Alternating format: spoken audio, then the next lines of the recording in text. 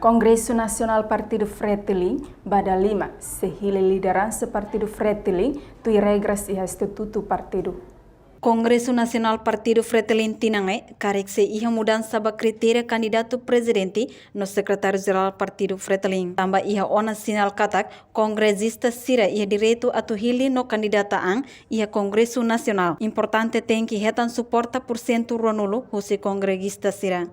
Deputado Fretilin Antonino Bianco declara tuir estatuto Fretilin emanebe sai candidato ba presidente no secretário-geral partido tem que mais husi membro CCF. Agora, estatuto até tem kata perfil atau sai membro comitê central, né, mínimo nia 5 anos nia militante né iha. Militante né ita bela hare alusa iha kalah. Ya mau tu até né. Militante ane Fretilin ne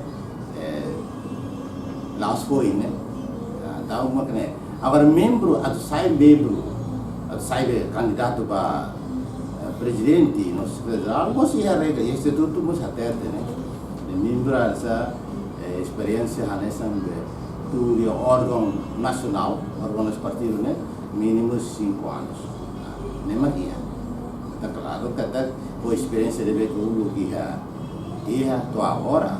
Então depois quando ia processo com ia candidatura, minha baseada com nehan saber estatuto ne referência, homos regulamento ne referência, mas depois apresenta cara se série e lá limite para candidato be ida rua, be awan sang KMPO, vice-president KMPO ne, abe na cloque base série ne kan.